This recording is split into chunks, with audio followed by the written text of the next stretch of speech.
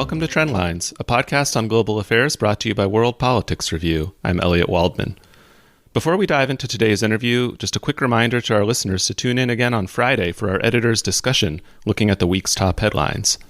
In times of hardship and duress like what we're living through now, there tends to be no end to dystopian or apocalyptic narratives. Maybe it's our natural tendency to fear the worst during crises. Take the Survivalist movement, for instance. People who view calamity of some form, be it nuclear war, natural disaster, or global pandemic, as inevitable and spend a considerable chunk of time preparing for it. Inherent in this worldview is the idea that in times of extreme duress, our treasured social bonds break down and we revert to a kind of Hobbesian state of nature, competing with other humans for scarce resources. My guest today has a slightly different take. Dan Gardner is a journalist and senior fellow at the University of Ottawa's Graduate School of Public and International Affairs.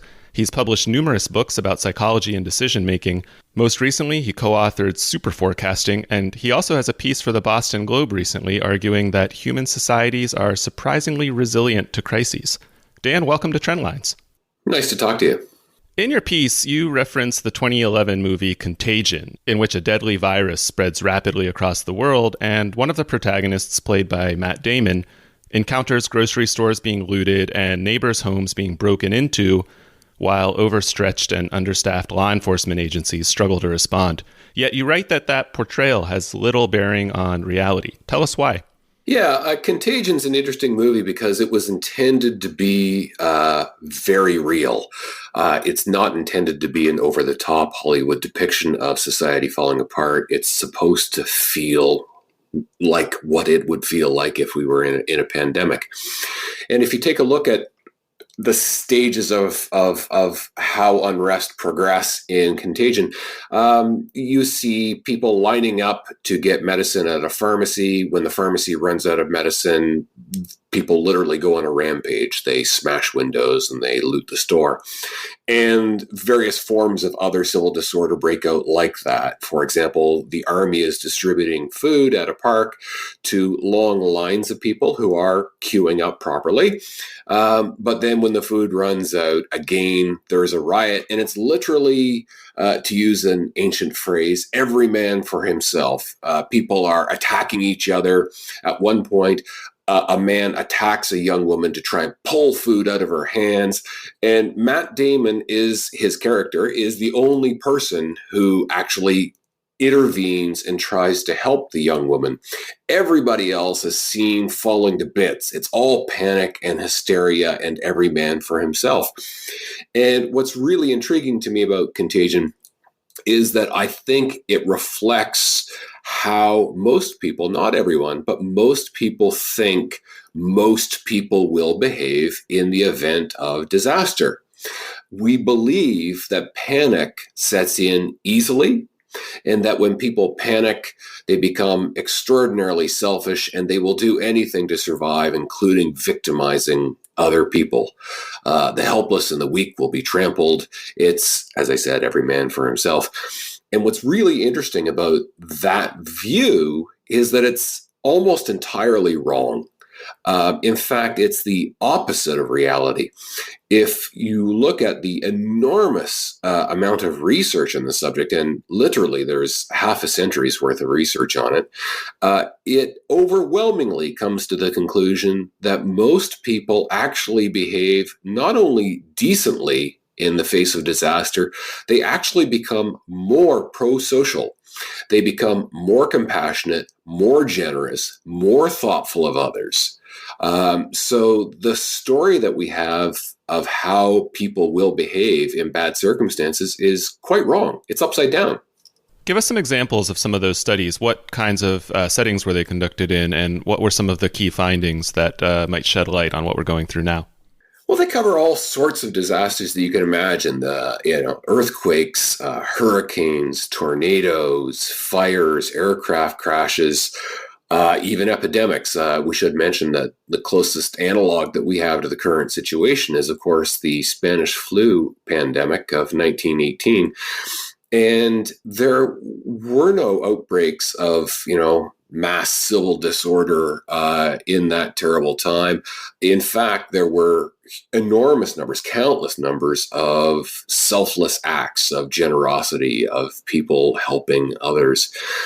But the research, some of the examples that have been studied are really quite extreme. There are situations in which you would imagine, of course, people will panic. Of course, there will be stampedes and riots.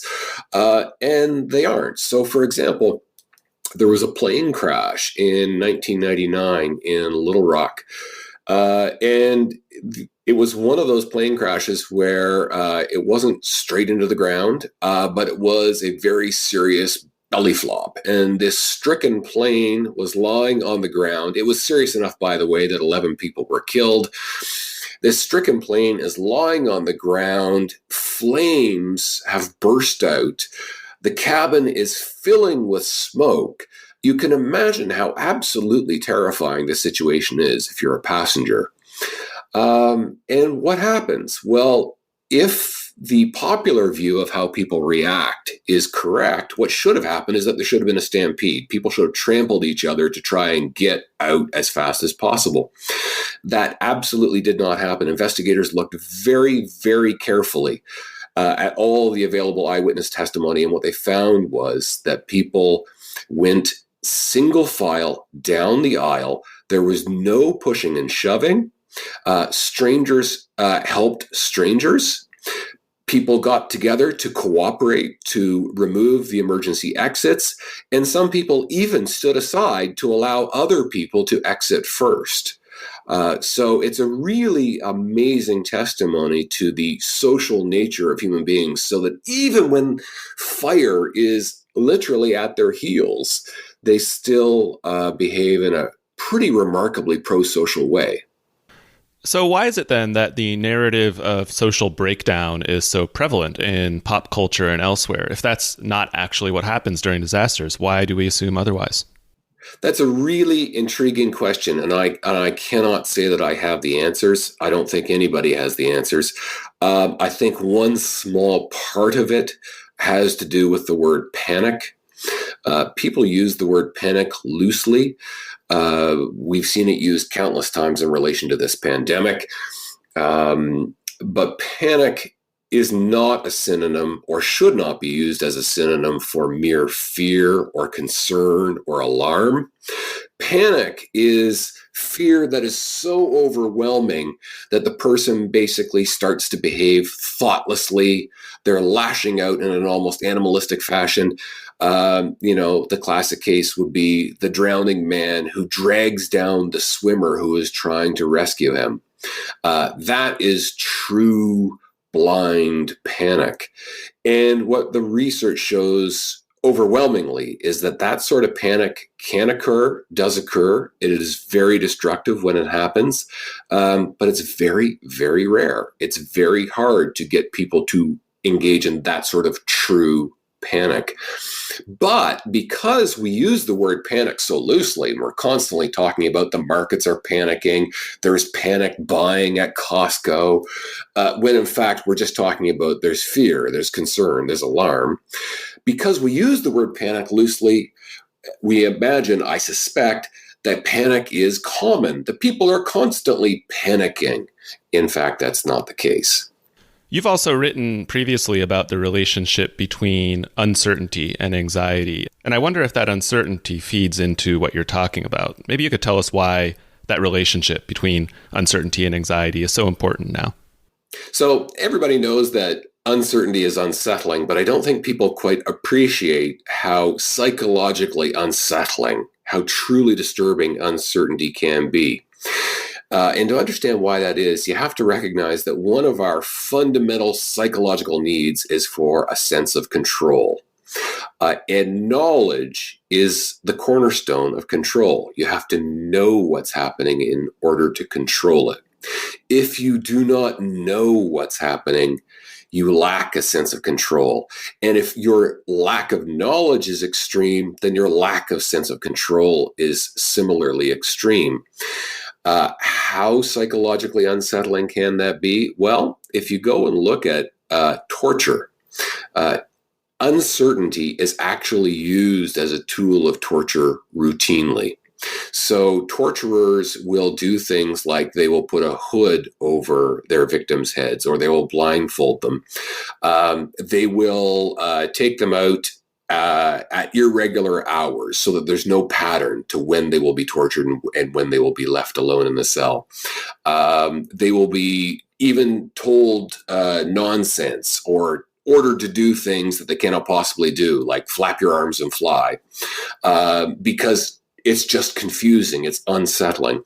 The whole idea of what the torturer is doing is to create radical uncertainty, because they know that the fear of not knowing, I don't know, something bad could happen, but I don't know if it will happen. I don't know when it will happen. They know that that anticipation can actually be more psychologically damaging than the actual bad thing itself.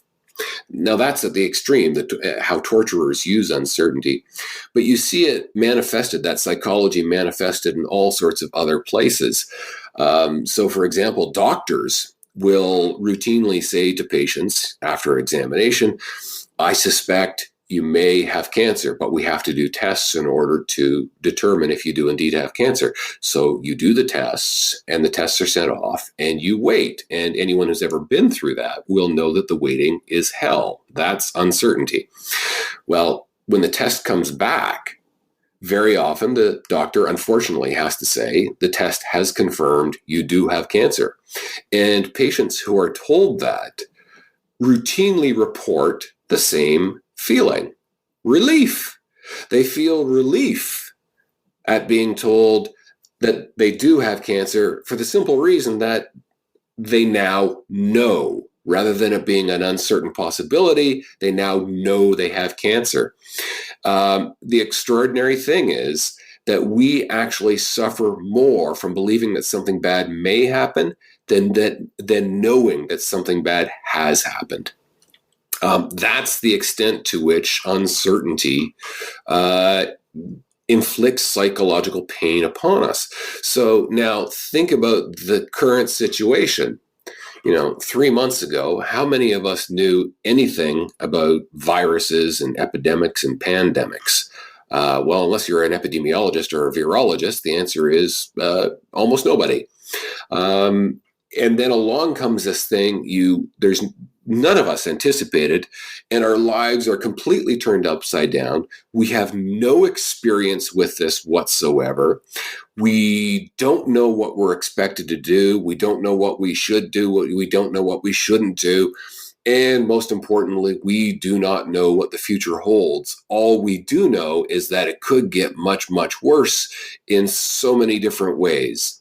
Well, in a sense, we are like those patients who are told you may have cancer. We are waiting for the test results to come back.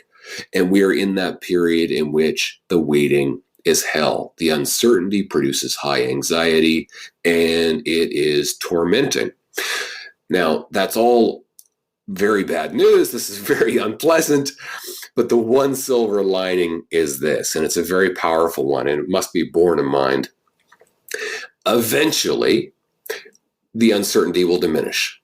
We start to learn. We learn more. If you think about yourself today, how much do you know today that you didn't know 3 weeks ago or 4 weeks ago? It's a lot. Not only are scientists learning rapidly, we're all learning rapidly. We're all learning about social distancing and all the rest of it. And as time progresses, that learning will increase, and therefore the uncertainty will diminish.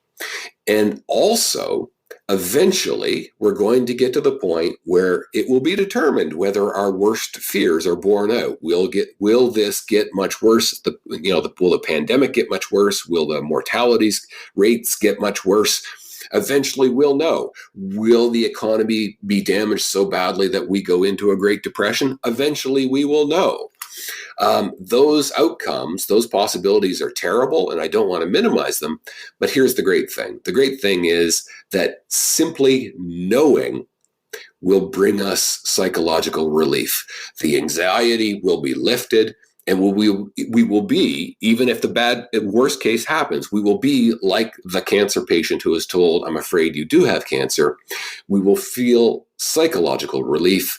And we will say, as cancer patients always do, at least I know. Human beings have an amazing capacity for adapting, for being resilient. And that's one of the ways in which we are resilient. Once we know that something terrible has happened to us, okay, at least I know. Now I can adapt, I can learn, I can move on, and we will. I definitely agree with you that in sudden times of crisis, we do see plenty of examples of people pulling together. But if I may just play Cassandra to your Pollyanna for a second. With that contagion example, we're talking about a long-running crisis with potentially devastating economic aftershocks that fundamentally alter people's economic realities. And these are circumstances that have actually sparked mass protests and unrest in many countries around the world throughout history.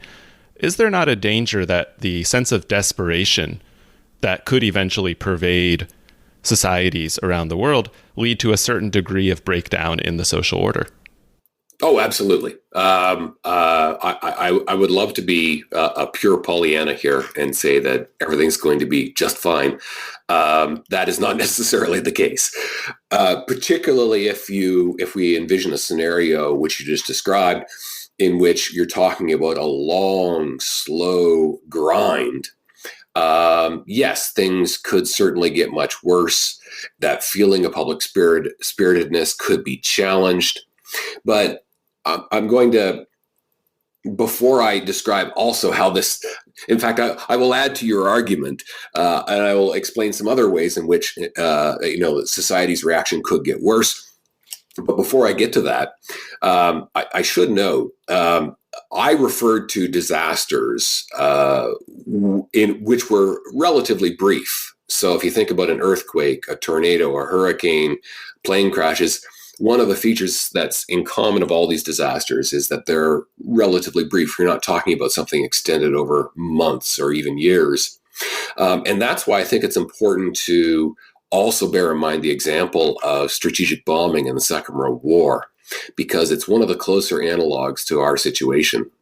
In the 1930s, theorists believed that aerial bombing of civilian populations would produce mass psychosis, that people would break down, that societies would break down, that whole cities would basically become completely dysfunctional if they were subjected to aerial bombardment. Well, of course, we know from the Battle of Britain and the Luftwaffe's bombing of Britain that didn't happen. The British pulled together. And the British war effort continued because British society continued. But something similar also happened, by the way, in Germany. We remark much less often about this, but the fact is German cities were subjected to much worse bombing. And again, the populations did not fall apart. Individuals did not fall apart. The populations did not fall apart. The societies did not fall apart. The cities continued to function remarkably well, given how absolutely devastating the bombing was. So let's put that on the optimistic side of the ledger. Even over many months long campaign of utter devastation from the air, people are still holding it together. That's a pretty remarkable thing. But on the other side, you're saying, you're giving the example of if this endures and you have economic deprivation and you have the suffering inflicted by the disease itself, and it goes on and on. Couldn't this worsen? Yes, absolutely it could. And in fact, I'll give you some examples. In the early 19th century, cholera came to Europe for the first time. And the Europeans did not know what cholera was. Of course, this was before the germ theory of disease, so they didn't even know that it was that. They didn't know what it was. They didn't know how to treat the victims. They didn't know how it spread. They didn't know anything. So cholera was absolutely terrifying. And of course, cholera kills its victims in horrible ways. And there were a series of what are often called cholera riots in the early 19th century, most notably in Russia and Great Britain.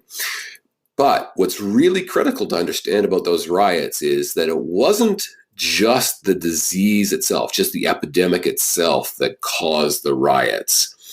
It was the behavior of governments. One of the reasons why the riots were worst in Tsarist Russia is that Tsarist Russia, the government, treated people like cattle. Remember, this is still a time when serfdom is an institution in Russia. The Tsarist government treated people like cattle, and when cholera arrived, they treated people even worse. They treated them with severity and brutality. And as a result, they had terrible, terrible rioting. So that's an example to us. Governments can make the problem worse. Governments can actually, rather than use people's prosocial instincts, if they do not trust people, if they do not engage people with respect, if they do not try and foster a prosocial response, and instead look to the policeman's club as a way of keeping order, they can make the problem much worse. And they can, in fact, cause the breakdown which they may be fearing. In Britain, the riots were a little bit different. And this is kind of an intriguing one because it goes to the nature of the medical profession. But again, it speaks to the issue of trust.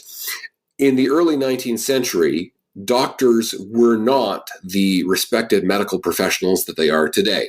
In the early 19th century, they were this shadowy, somewhat dubious crew whose treatments routinely did not work and sometimes killed the patients.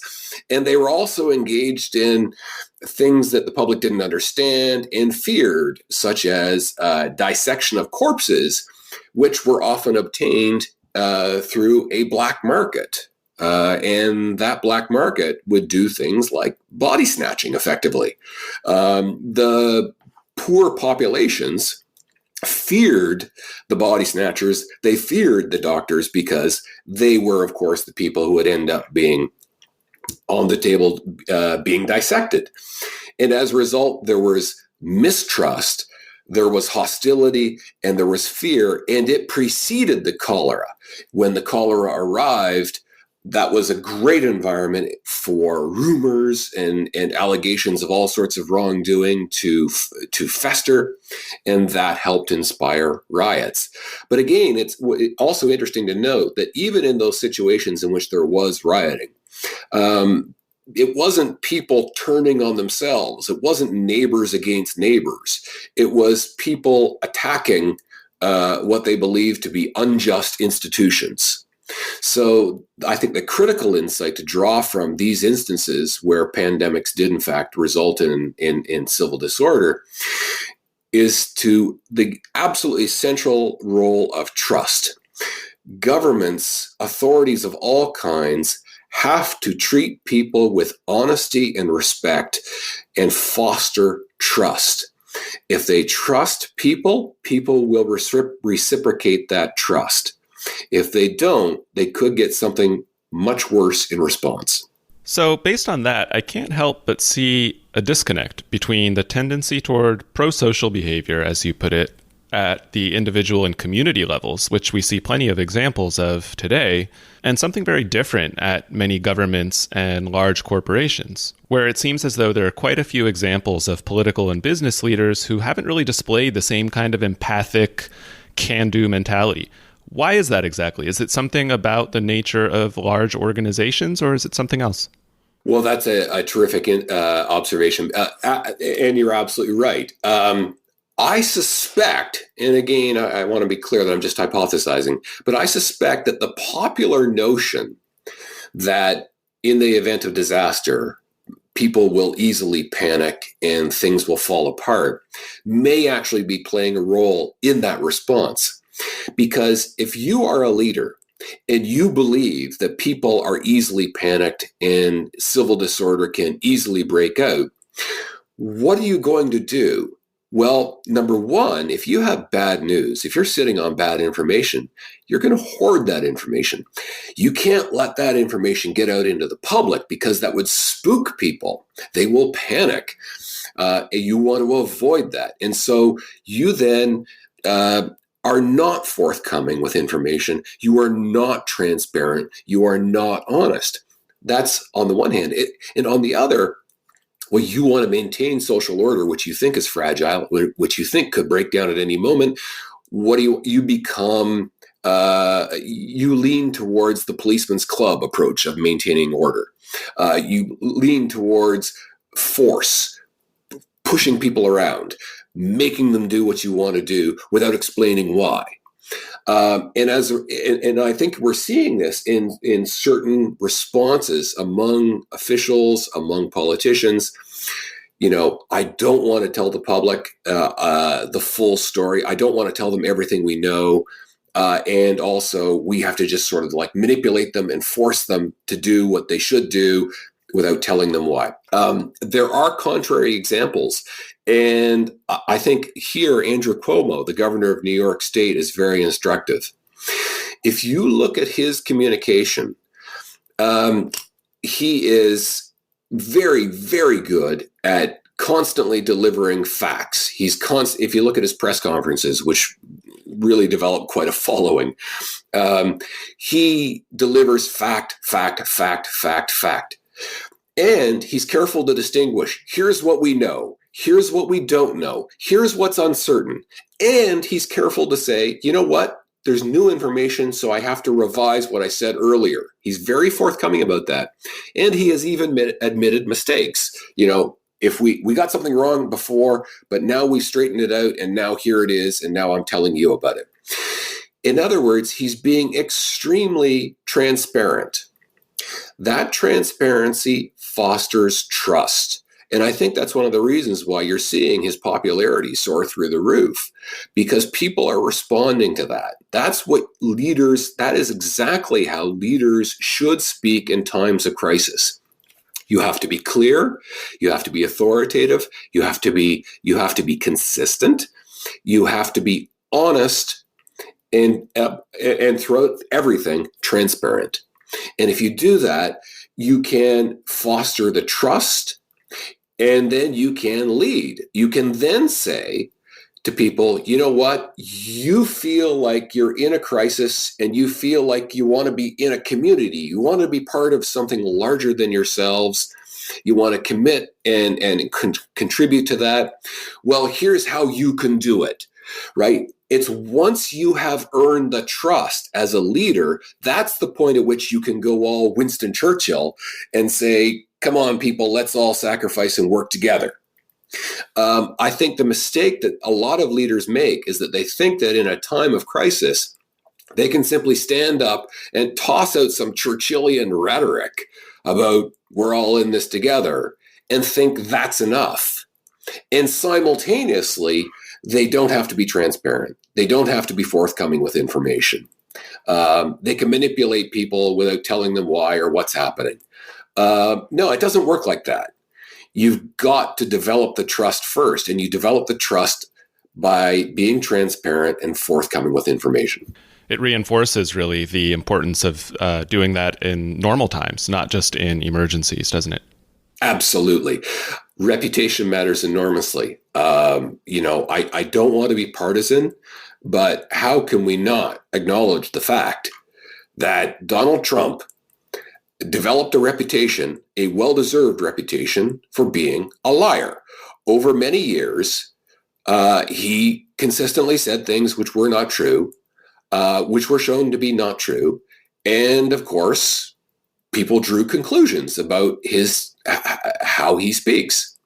Well, now when trust is absolutely essential, he is in a bit of a difficult position, because even if he is speaking the absolute truth, there are an enormous number of Americans who will not believe him. Trust is earned. Trust is earned. Dan, thanks very much for joining us. Thank you. It was a lot of fun.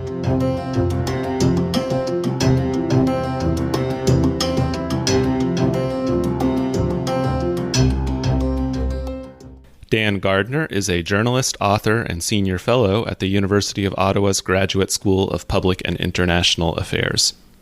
If you'd like to comment on the discussion, ask a question, or even suggest a topic for a future episode, drop us a line at podcast@worldpoliticsreview.com.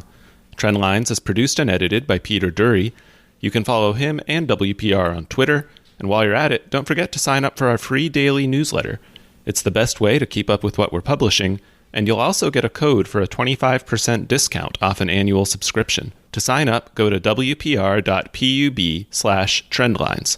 That's wpr.pub/trendlines. Thanks for listening, and tune in again next week.